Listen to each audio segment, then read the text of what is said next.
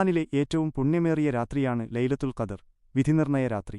1000 മാസങ്ങളേക്കാൾ പുണ്യമുണ്ടെന്ന് ഖുർആൻ വിശേഷിപ്പിച്ച ഈ രാത്രിയെക്കുറിച്ച് അറിയേണ്ട പ്രധാന കാര്യങ്ങൾ താഴെ നൽകുന്നു. പ്രധാന പ്രത്യേകതകൾ. ഖുർആന്റെ അവതരണം. വിശുദ്ധ ഖുർആൻ ലൗഹുൽ മഹ്ഫൂദിൽ നിന്ന് ഭൂമിയിലേക്ക് അവതരിക്കപ്പെട്ടത് ഈ രാത്രിയിലാണ്. 1000 മാസത്തേക്കാൾ പുണ്യം.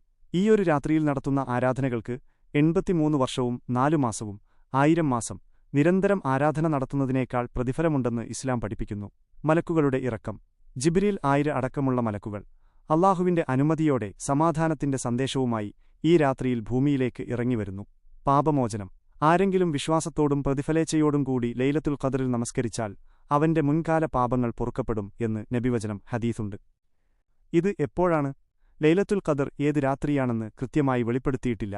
എങ്കിലും റമദാനിലെ അവസാന 10 ഒറ്റയിട്ട രാത്രികളിൽ 21, 23, 25, 27, 29 ഇതിനെ പ്രതീക്ഷിക്കാൻ പ്രവാചകൻ നിർദ്ദേശിച്ചിട്ടുണ്ട്. കൂടുതൽ പണ്ഡിതന്മാരും ഇത് 27-ാം രാവിലാകാൻ സാധ്യതയുണ്ടെന്ന് അഭിപ്രായപ്പെടുന്നു. ഈ രാത്രിയിൽ ചെയ്യേണ്ട കാര്യങ്ങൾ. 1. നമസ്കാരം. തറാവീഹ്, തഹജ്ജുദ്, വിത്ർ തുടങ്ങിയ സുന്നത്ത് നമസ്കാരങ്ങൾ വർദ്ധിപ്പിക്കുക. 2. ഖുർആൻ പാരായണം. ഖുർആൻ ഓതുന്നതിനും അതിന്റെ അർത്ഥം ചിന്തിക്കുന്നതിനും സമയം കണ്ടെത്തുക. 3. പ്രാർത്ഥന, ദുആ, അല്ലാഹുവിനോട് പാപമോചനത്തിനായി തേടുക. 4. ഇഅ്തികാഫ്, പള്ളിയിൽ ഭജനമിരിക്കുന്നത് അവസാന 10 ഈ രാത്രിയെ കണ്ടെത്താൻ ഏറെ സഹായിക്കുന്നു. പ്രധാനപ്പെട്ട പ്രാർത്ഥന.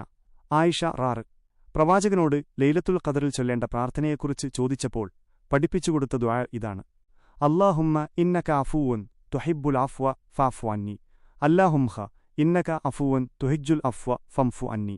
അർത്ഥം: അല്ലാഹുവേ, നീ ഏറെ മാപ്പു നൽകുന്നവനാണ്, മാപ്പു നൽകുന്നത് ഇഷ്ടപ്പെടുന്നവനുമാണ്, അതിനാൽ എനിക്ക് നീ മാപ്പു നൽകണമേ. ലൈലത്തുൽ ഖദറിനെക്കുറിച്ച് കൂടുതൽ ആഴത്തിലുള്ള ചരിത്രമോ അതോ അവസാന 10 മറ്റു കർമ്മങ്ങളെക്കുറിച്ചോ അറിയണമെന്നുണ്ടോ?